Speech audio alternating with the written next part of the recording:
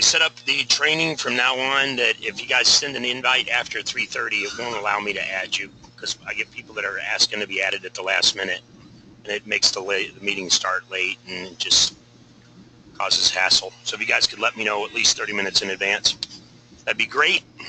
Anybody got a bid solicitation proposal that's due today or first thing in the morning? Anybody in a hurry? Needs to start first? Show me what you're working with. I sent an email, John. Hi, it's Holly. I sent an email. It's for a solicitation, but it's due on May 15th. So it's not that rush. All right. Does anybody else have anything that's in a major rush today, or if not, we can start with that. I have one thing. I do have a deal that's due today, and I wanted to mention it to you real quick.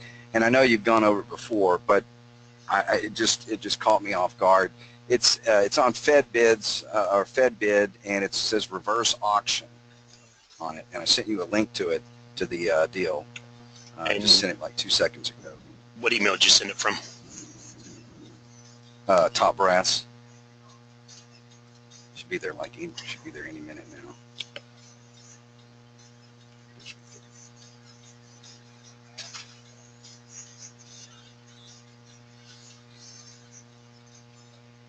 That's the solicitation right there. What exactly does that mean, reverse auction, or is that just in there, or you need to kind of just...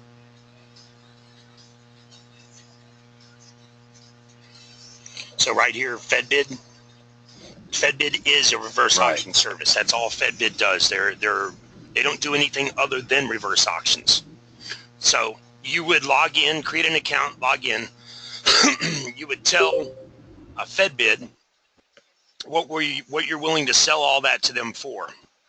I see. And then vetbid will tell you if your bid is accepted, that means you submitted the lowest bid. If your bid is denied, that means someone else has already bid lower than you. You can set up to automatically drop your price in increments of $1 or $10 or $100 until you reach a certain point where you're not going to make any money, and then you bail out. Right. So this is just, I mean, this is really, really competitive pricing here on these reverse auctions. Sometimes there's very few bidders or no bidders. Really? The way I'd go about it on vetbid is I go in with a high bid because you can always drop. But if you go in with your lowest price, you can't. But you have to put in there your increments. It almost sounds like eBay where you can go in there and put your increments as far as bidding up on something, but this is going down, I guess. Right. That's why it's called a reverse bid. And if you go in and give them your highest bid, and it's denied, then you have to drop your price or walk away. I see. And it walks you through how to do the bids and shows you where your final selling point would be. Vetbid and FedConnect, it's pretty much idiot proof. They force you to upload documents. You can't make the next step until you do what they ask. Versus FBO, they'll give you instructions and you have to submit it and hope you did it right. I noticed that several of them have their own little version of the FARS 52-212. Do you still upload that, or do you need to fill theirs out, or can you just upload what's already from G.S.A?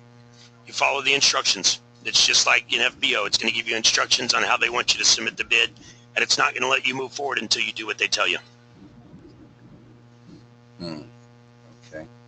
All right. If it requests you to upload your reps and certs, when you upload it, it'll automatically check that off and allow you to move to the next step. If not, it's not going to let you move forward. Okay. All right. Got it. You guys have any other questions on reverse bidding or reverse auction, as G.S.A calls it? Anybody else have any questions in general? All right, let's go ahead and take a look at what you got, Hala.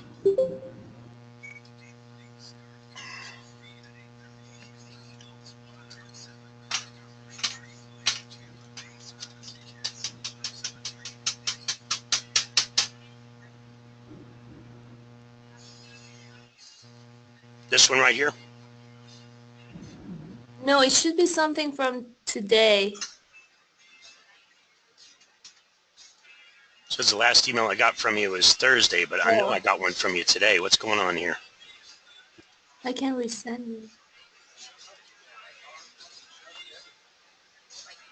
There it is. No, that's from Thursday. No, let me resend it. Just a sec.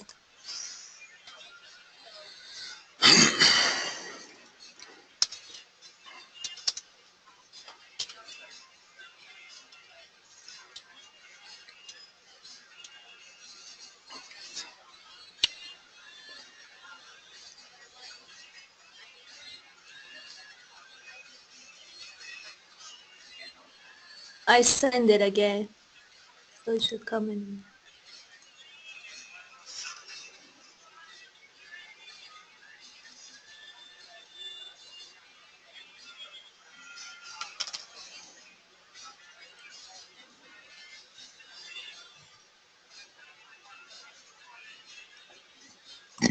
Excuse me.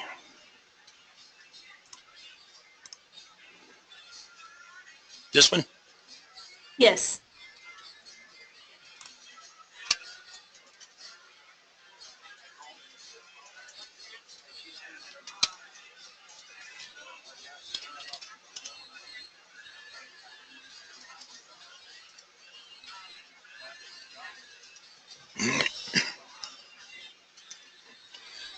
HVAC design?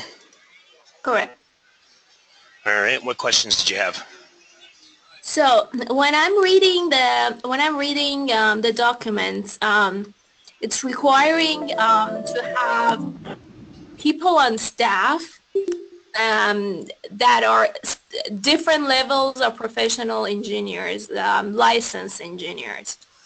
I do have a license in electrical, but they require some other licensed engineer on the staff. So my question is that, is it possible to even bid on this? Or like for the portions that I can probably do, I subcontracted, because this falls pretty well under what we do. But then again, there are some requirements that, you know, we don't have those people, not all of the people that are listed on the staff. So all you can do in that case, if they're specifying that you have to have certain people on staff that do those certain special things, all you can do is be honest with the purchasing agent and let them know. And that's something that you want to try and do ahead of time, so you don't invest a lot of time putting a bid together and then find out later you can't even submit it. You're going to see sometimes where it says multiple offers are acceptable, in which case they're allowing you to submit one offer as the prime, subbing some of that out, and then another offer as just a subcontractor to a prime, providing portions of that service. okay. So there are a lot of documents to be filled out, and I went through them quickly. One of the major one was called SF like 3. Let me find it. You can go up. That's the standard form. Yeah, the SF 330. Got it. And what's your question? So pretty much in here, everything that is relevant, you know, to your work, you have to fill out. So is this going to be the portion that I'm going to be mentioning, that like everything has to be written, right? So if I give an information about, okay, let's see, we can do, like, we don't have those people in-house, but we want to do, for example, those portions as a subcontract, send it out. Would it be this portion, you think? That form SF 330?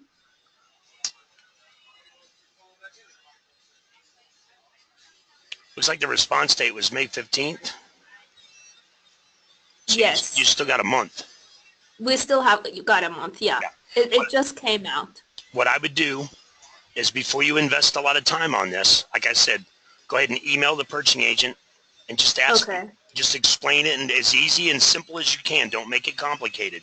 Just one quick, brief sentence. Can Got I, it. can I subcontract portions of this out if I don't have the exact people on my team for blah, blah, blah, or can I give you a partial bid? Just keep it real simple, all right?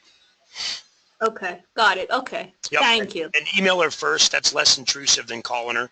If that's, see, I don't know if that's a man or a woman. I've never heard of the name Dindo. So I would use their first name. I wouldn't say Mr. or Mrs. because you don't know who you're talking to. Right. All right? Okay. Thank you, John. No problem. In a case like this, guys, before you invest a lot of time putting a bid together, and you've got a month before it's due, send an email and just ask the question. Keep it simple. There is one more thing that it's also a source soft that I was going. It's really easy. All they want is the capability statement at this point. It's another completely different one. Sure. It says something about also bring up the past performance. Is it possible to include that with the capability statement, like as a brief couple of lines in the same document? It doesn't really at this point say how to do it, but you give them exactly what they asked for. If they specify that they want your capability statement with the instructions or with past performance, you can. You should have your past performance on your cap statement anyway. You should have at least 3 references. But when they ask for past performance, they don't just want a reference. They want a start and stop date of the job. They want a total or dollar amount of the job.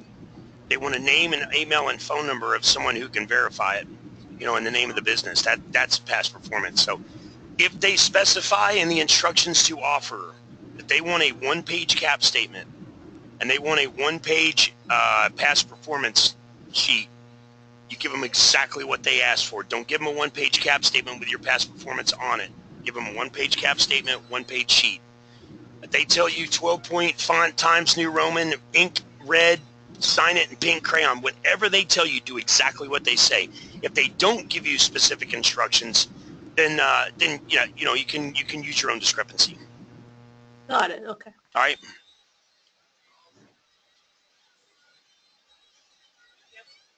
Any other questions? Anybody else got a bid, solicitation, proposal you want to work on?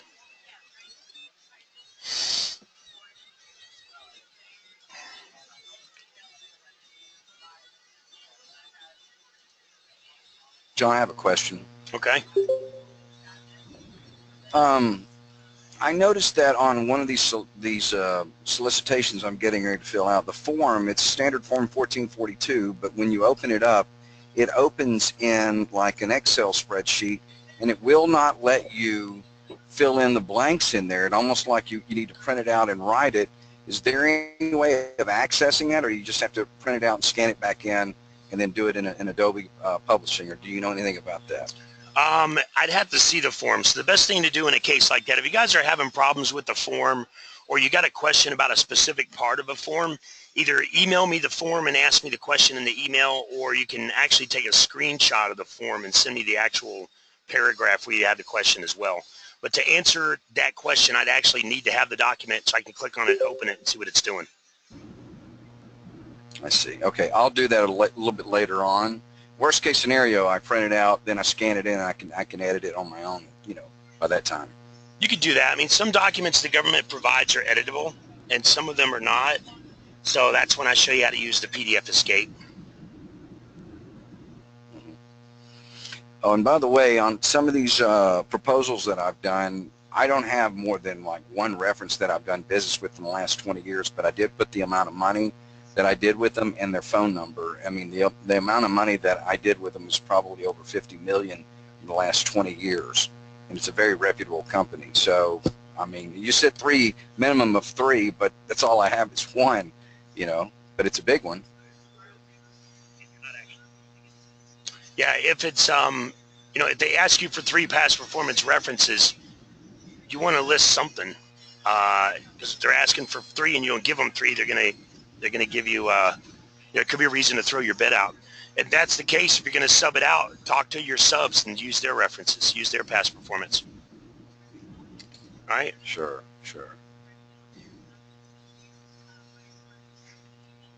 Any other questions? Anybody else got a bid, solicitation, proposal to work on?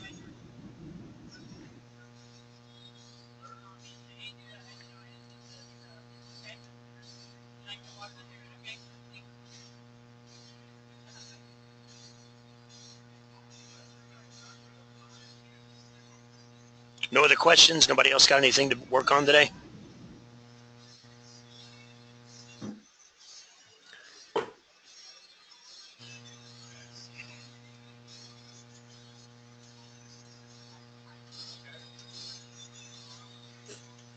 John, I've got another question for you.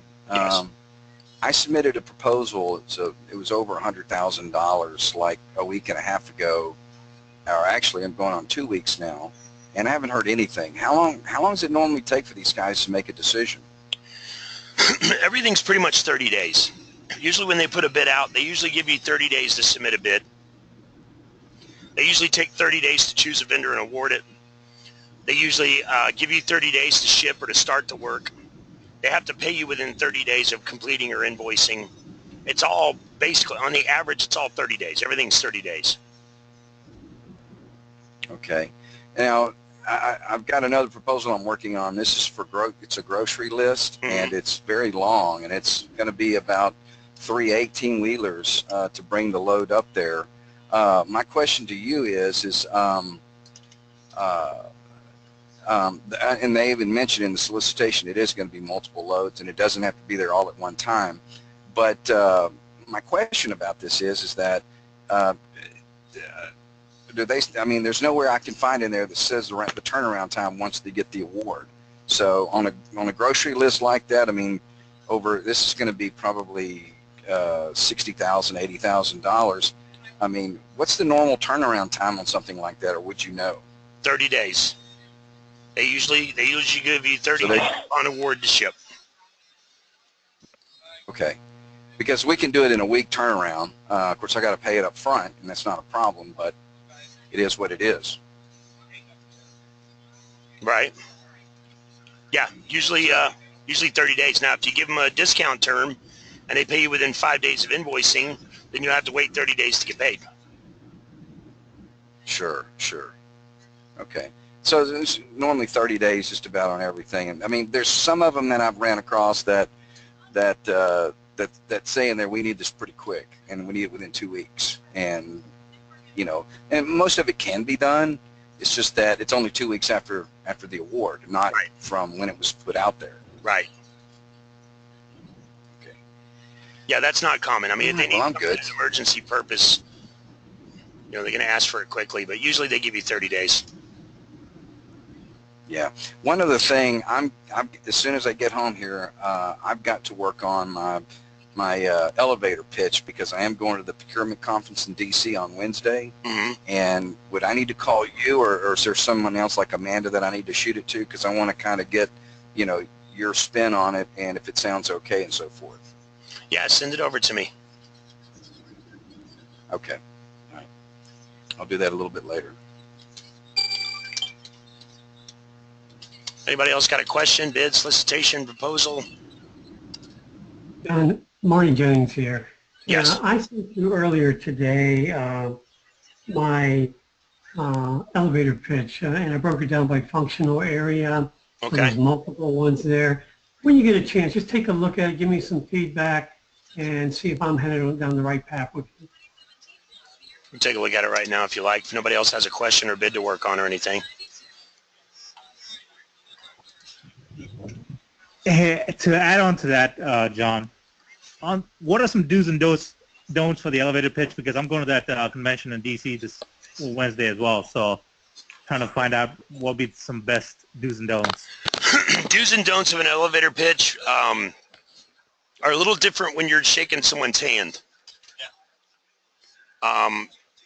than when you're talking on the phone. You know what I mean? Your elevator pitch when you're talking on the phone should be 10-15 seconds. It should be extremely short, sweet, to the point, because you can make more phone calls that way. You're not going to waste your time talking to somebody for 2 minutes that's not going to have any opportunity for you.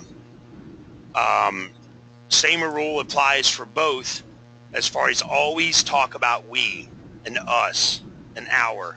Never say I, me, my. Always we, us, and our. So it sounds like you're a bigger company than you actually are. You know, never lie to them. If they ask you how many employees and it's just you have to tell them one. You know, or you could say my wife helps me, so that's why I always, you know, talk about it about us. It's my wife and I, but they're really going to ask, and let's sit down to wanting to prove that you're a small business, which we prove for you in SAM anyway. So when it comes to an elevator pitch, always, always, always, always, always get their business card. Always get their card. Biggest thing you can do on the planet. I see people going around passing out cards all the time. They'll come up and hand me their card. They don't ask for mine. Seriously, that's just the dumbest thing you could do. You know for a fact you're going to follow up. They might not, or they may lose your card. So always get their card. When I do conventions these days, I don't even bring cards anymore. It forces them to give me theirs.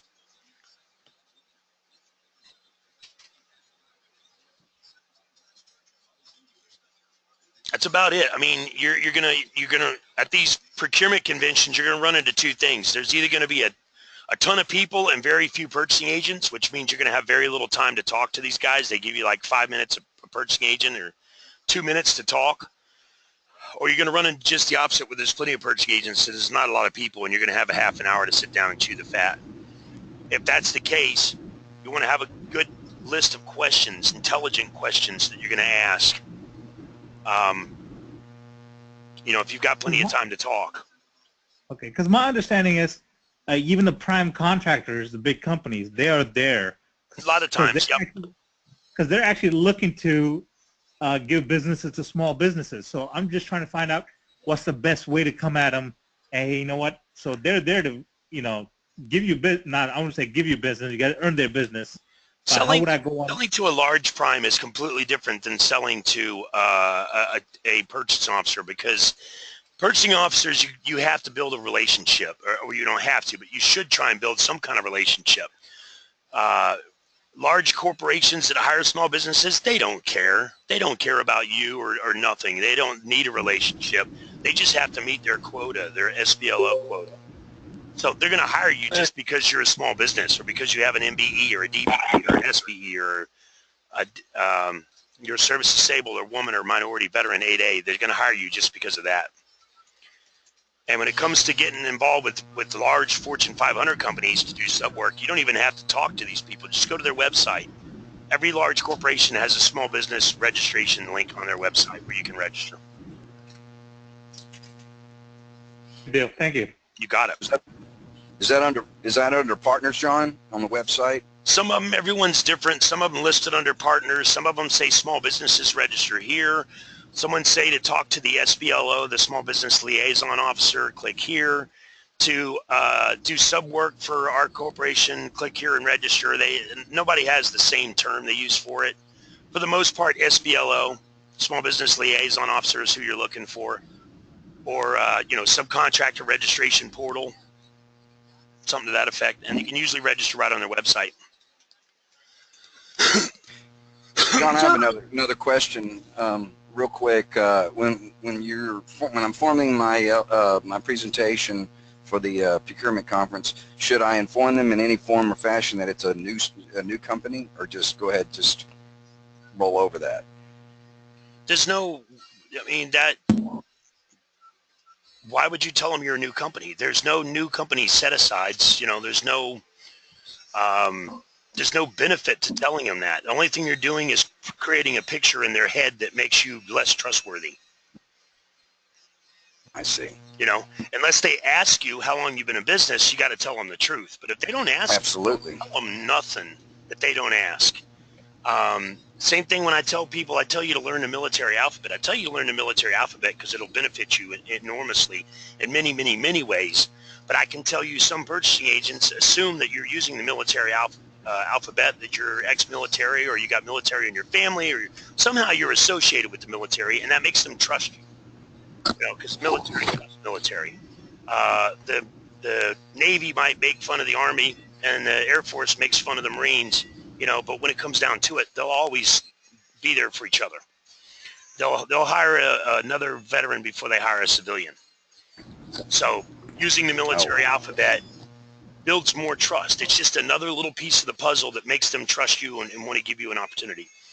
Again, don't ever lie to the government. But whatever they assume is their problem, not yours. Okay, enough said. John, I have a question. I Yes. heard about mentor protege. Is it something you recommend, and is it something that you can give some information about?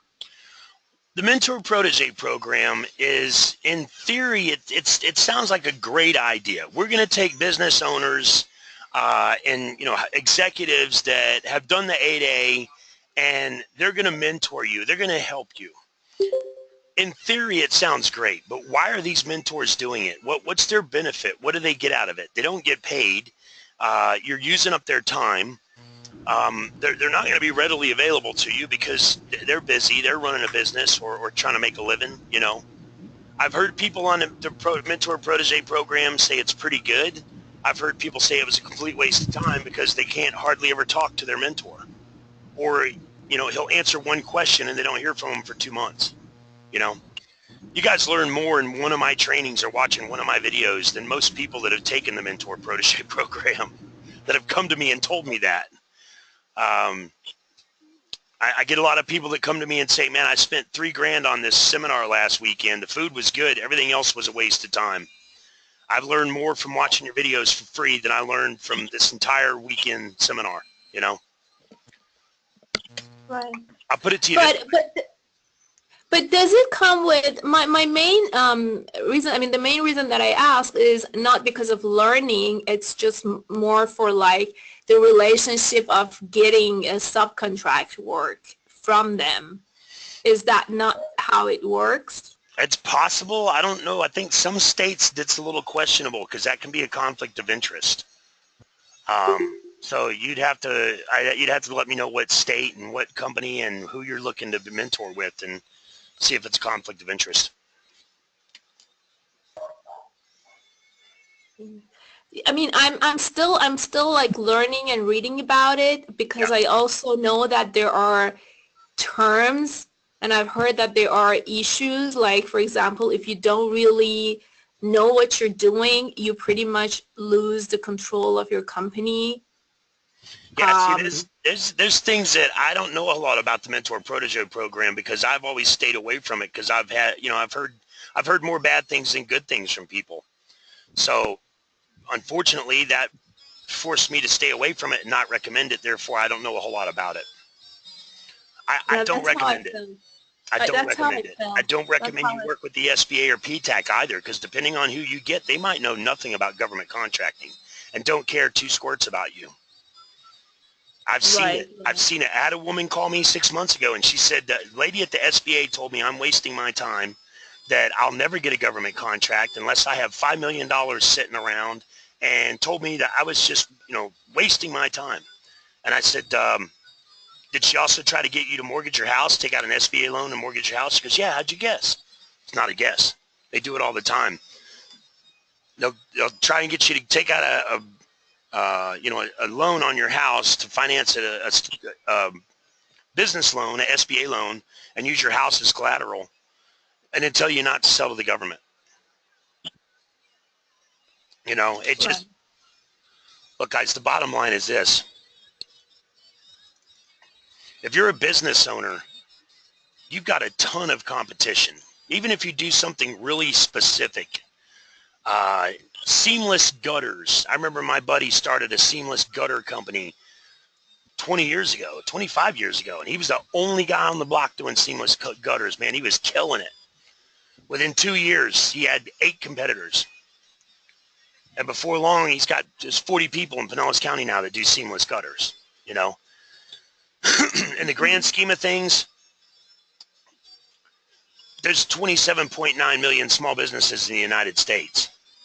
So outside of selling to the federal government, you've got a ton of competition that's fighting tooth and nail to take your clients from you. Inside the federal system, there's only about 160,000 small businesses that are active. And we've only done 80,000 of those. So I'll tell you, only 80,000 of the small businesses that are actively selling to the government, I can guarantee are compliant. The other 80,000 maybe, maybe not. And when you consider 80,000 people are sharing the entire federal budget, 23% of the entire federal budget, you need to stop overthinking this and start submitting bids. because there's so little competition compared in the non-government arena. All right, guys.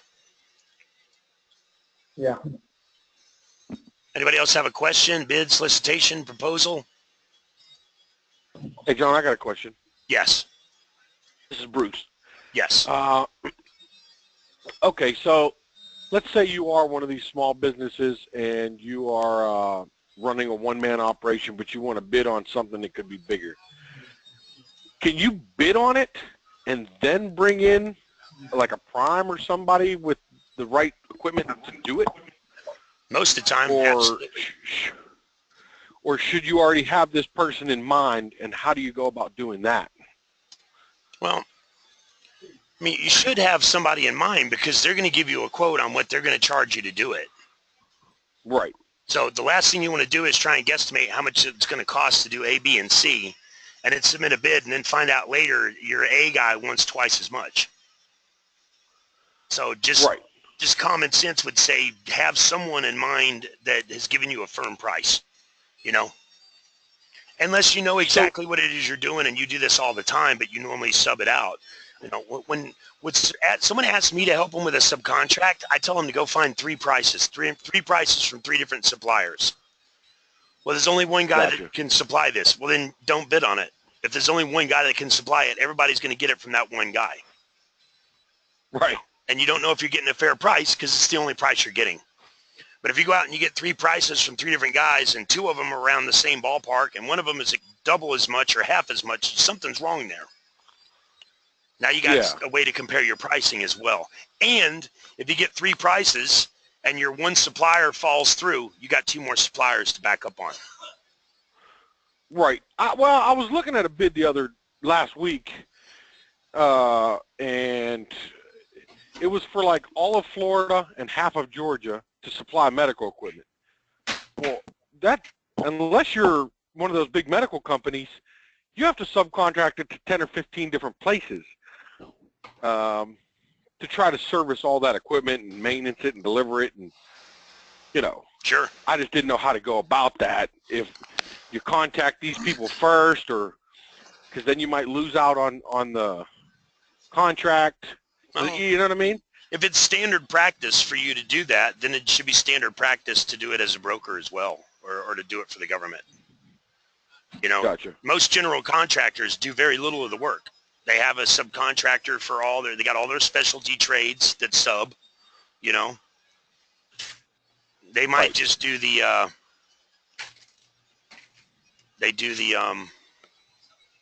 what's it called? Not the factoring. Estimating? No, there's another term. After it's done, they'll go through and do inspections to make sure it's done right, and there's a term for it. I just forgot. Commissioning.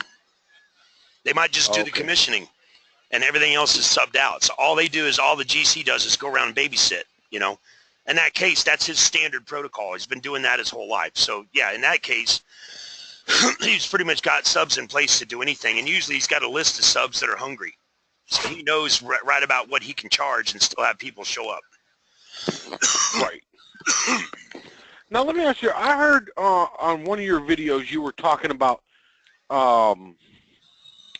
because I have another friend that's looking to get in, but he doesn't have the money to get registered, and you were talking on one of your videos about a financial company that helps finance. Like, I'm registered. I got my cage code and DUNS number and all. I just haven't done anything yet. But I can't help my friend out either.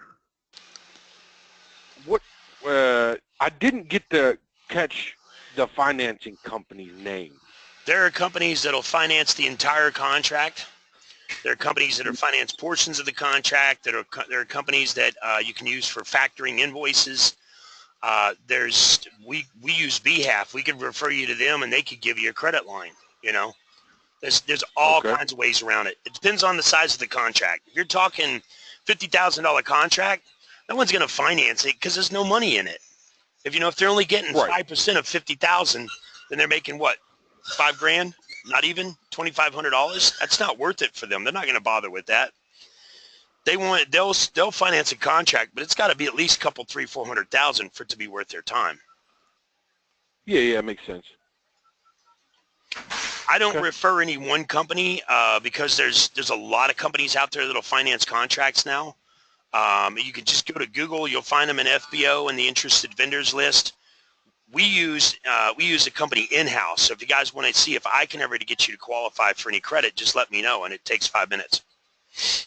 Okay. Yeah. I'd rather use somebody that you guys use. I mean, so far in the last 2 months that I've been dealing with you guys, hands down, I sleep better at night. Let me just say that. Thank you. I don't know about everybody else, but I know I do. I appreciate that. I really do. So right now, all we're working on is we're working on our veteran status, which I just haven't had the extra money to get that yet. Other than that, we're golden right now. Well, you can bid on contracts that are veteran set aside, and we can send you a letter of intent showing that we're in the process. So there's ways around it. Oh, I guess I should have asked that question. They don't always accept it, a letter of intent, but sometimes they do, you know. Okay. All right. Well, I will have to get right on that here first thing. You got it. Because that's why I haven't been looking at any bids or anything, because I didn't know, you know, what we couldn't do with it. If they're veterans set aside, the best thing to do is just send an email and say, hey, I'm a veteran. I got my DD-214. I haven't completed VetBiz yet. Can I bid on this? Ask them first. Okay. You know, if they say yes, send us a letter of intent, then you're in. If not, don't waste your time on it. Gotcha.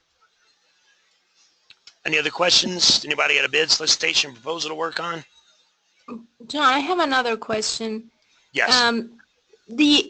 Sometimes when I look at these bids, they require like an organization chart of the people, like a project manager and the responsibility, and they list a lot of people, and unless you're like a 10-15 employee company, you will not have all those employees. Right. What should be done if I see like projects? So I have been hesitant to even look at the projects that they require organization chart, because I just, you know, don't know what to put for all those fields. Right.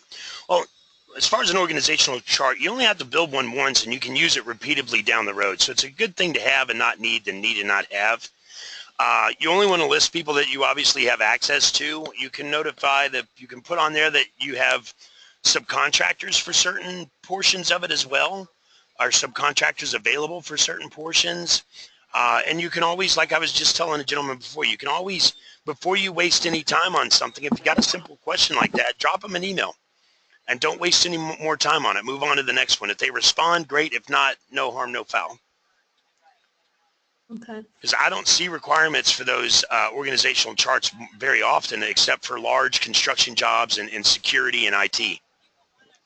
Yeah, I mean, most of the projects that comes into engineering and what I do are that kind. Right. So a lot of solicitations that I get, they normally like have something in there, whether an organization chart or whether some sort of, you know, certification from like different people as part of your company. So I would assume that in all these cases, I would probably just, as you mentioned, just send them an email and check before just wasting any time on those. Yep. Before you invest too much time on them, just ask. Right.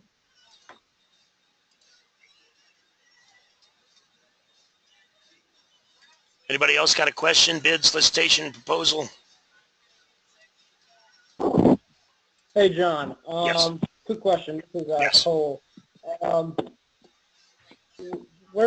My company's trying to get security contracts, and I believe that you have to get certain types of clearances to be able to even bid on these contracts. Is that correct? And how would you go about securing one of these acts?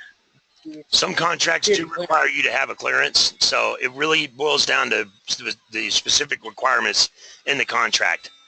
Some of them require you to have one person on staff that has a clearance. Some of them require you to have multiple people on staff to have the clearance. Some of them require you to everyone on staff, including management, owners, have to have a clearance. Sometimes they have to have top secret clearance. Sometimes the only people that have to have the clearance are the ones that go on location. Each one's different, so there's no rule that's general to everything. And how would you go about securing one of these clearances? Do you have to have a sponsor to get these clearances, or because I believe I read something about that, you requiring a sponsor to even get these clearances. Is that correct? If you're not active or retired military, the chances of you getting a clearance are not that good. And if you are active or retired military and you have a clearance, you have to use it or you lose it.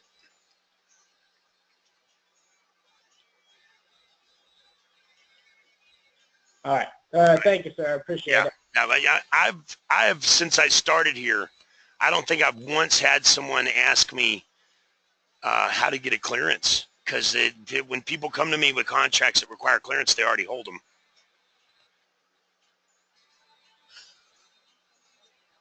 All right. Thanks, sir. Appreciate that. Sure. I mean, There's a you would need to reach out for someone who has a clearance and ask them.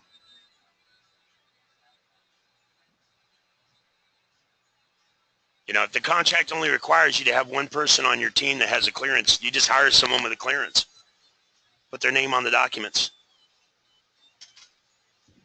Yes, sir. Thank you. No problem. All right.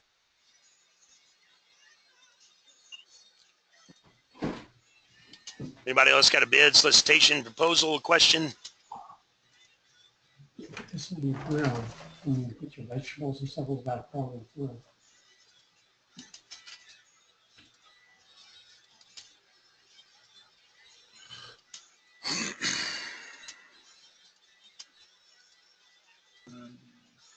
Nobody else has a bid, solicitation, proposal, question, anything to work on?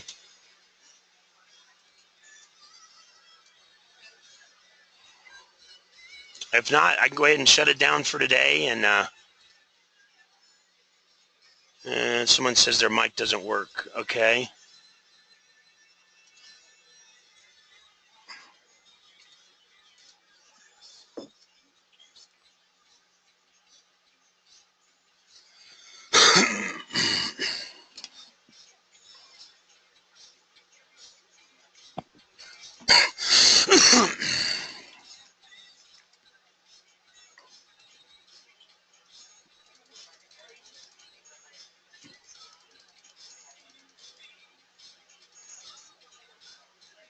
What do we need to give the government my clearance?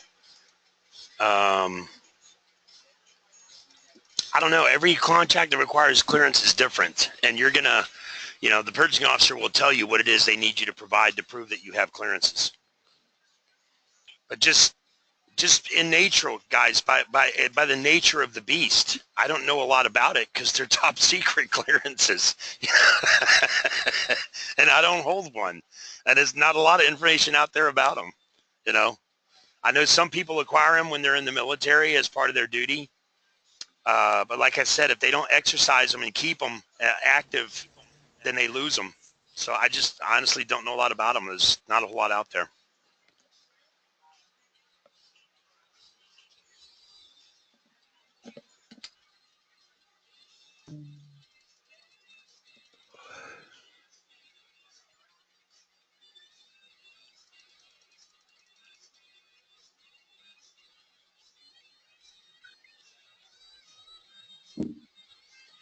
How do we go about to get our class we need for the contracts? I'm not sure what that means. Classes. How do we go about to get the classes we need for the contracts? I'm not sure what classes you guys are referencing. The classes that the contract is asking that we need. I'm about to do a subcontract for a prime. Yes, sir. If you got a prime telling you need to take some classes, ask the prime where the classes are and how to take them. All right.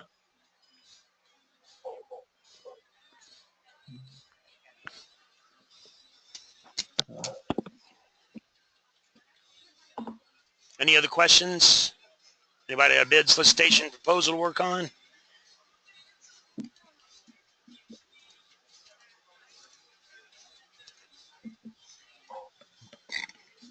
Well, if there's no other questions, guys, I'm going to go ahead and shut her down for today. I'll be back in here tomorrow, same time, same channel. Let me know ahead of time if you want to join. If you got a solicitation or proposal or bid you want to work on, email me a link to it. And if there's no other questions, I'll talk to you guys tomorrow. Thanks. No problem. Bye.